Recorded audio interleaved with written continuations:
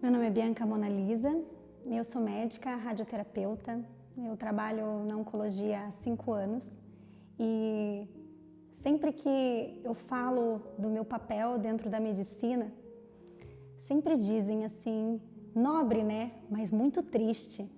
E eu posso te dizer que ao longo dessa minha caminhada, em algum momento eu me senti dessa forma, mas ao longo dos anos eu compreendi que ter essa ligação tão próxima com a finitude da vida, ela acabava me fazendo refletir diariamente. E é como se eu tivesse a oportunidade de me desprender da minha vaidade, do meu ego, porque o contato que eu tenho com os meus pacientes é um privilégio, é um puro aprendizado. Eles mais me ensinam do que, de fato, eu promovo a cura, né? Eu me vejo, sabe, eu me vejo dentro desse processo como facilitadora, porque o meu papel é otimizar a chance de vida terrena, é promover o manejo da dor, mas também promover o acolhimento, porque isso é o que nos torna humano, né? É o acolher, é o saber ouvir. E quando eu decidi fazer esse projeto, ele de fato veio acompanhado pela minha observação ao longo desses anos, porque toda vez que eu me dispunha a ouvir, né, a escutar verdadeiramente os meus pacientes, era como se aquela dor física que eles apresentavam estava sempre ligada àquela dor psicológica, sabe? Estava sempre atrelado a isso. E a dor psicológica, ela dói de verdade. A ansiedade, a depressão, elas não são frescura. Elas simplesmente causam no nosso corpo inúmeras alterações físicas, né? Elas aumentam os marcadores inflamatórios, elas vão causar supressão imunológica e com isso é como se ela estivesse alterando as nossas células de defesa, a nossa proteção. E com isso inúmeras transformações acontecem.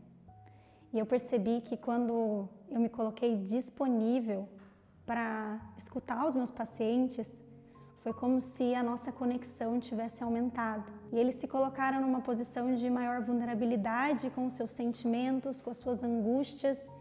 E isso trouxe ali a realidade.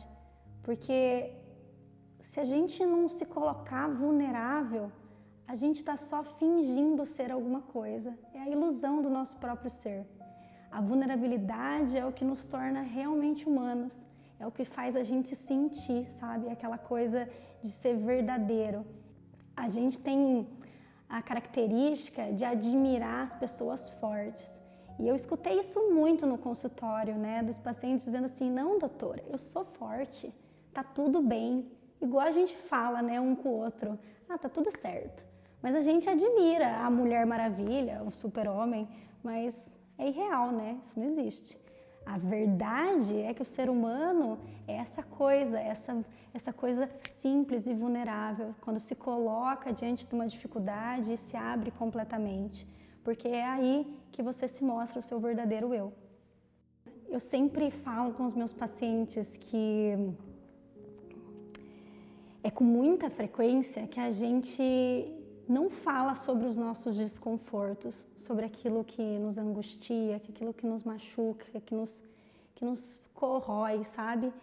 E não falar sobre esse sentimento não vai fazer ele desaparecer, não vai fazer ele sumir. Colocar ele ali debaixo do tapete só vai tornar ele cada vez mais assustador, porque você não quer lidar com aquela emoção.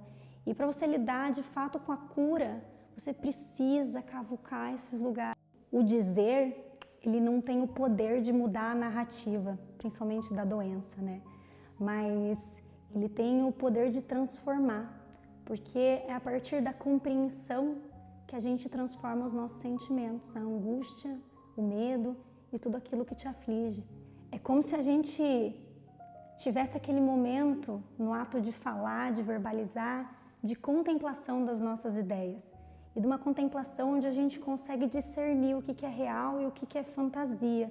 Porque a nossa mente, ela cria tantas coisas que o medo se torna muito maior do que às vezes realmente ele é. Então uma coisa que eu aprendi é que o que as pessoas mais querem, o que elas mais desejam é serem ouvidas. Para serem ouvidas, elas precisam de um ouvinte que seja sensível, que seja empático, que tenha a capacidade de não usar do seu julgamento e de ouvir sinceramente. Às vezes, não precisa dar conselho nenhum, sabe? Às vezes o silêncio já é o próprio presente. E muitas vezes eu mesma policio, porque nessa ânsia de querer ajudar o próximo, às vezes eu falo até demais. E um dia eu assisti uma aula durante essa pós-graduação do professor Fernando, e ele colocou num dos seus slides uma frase que me marcou muito, e de um célebre escritor que a gente tem, que é Rubem Alves, onde ele dizia que a fala só é bonita quando ela nasce de uma verdadeira escuta, silenciosa. E o amor começa na escuta e acaba na não escuta. E como é que a gente aprende isso? Não é nos livros, né? É na escuta, é prestando atenção. E quando você presta atenção no que o outro fala, você de fato entende o que ele precisa. Então eu finalizo parafraseando um filósofo que eu gosto muito, que é Spinoza, onde existir é a capacidade de afetar e ser afetado. E nessa nossa interação, o aprendizado. Minha gratidão aos meus pacientes que me estimulam diariamente na minha potência de agir. Então esse trabalho foi inspirado nas minhas pacientes com câncer de mama, em especial a Gisele, a Sônia, a Ana Paula, a Antônia e a Luciele, as quais gentilmente se vulnerabilizaram e me forneceram, através do diálogo, seus relatos, e com isso hoje a gente vai apresentar um outro trabalho e elas são a nossa inspiração.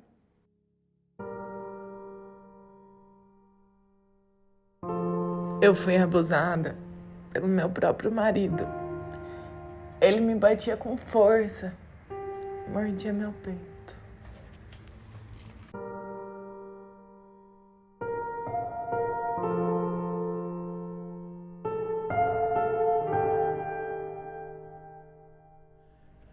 Meu tio me abusou na infância. Depois, meu marido alcoólatra me agredia verbalmente e me batia muito.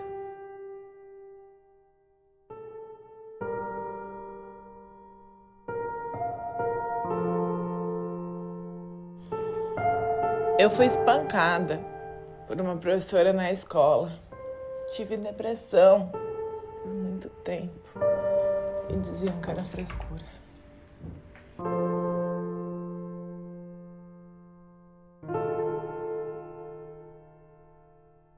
Eu quase morri porque eu queria dançar. Ele dormiu com uma faca debaixo do travesseiro. Ele me destratava, me maltratava muito ao longo dos anos.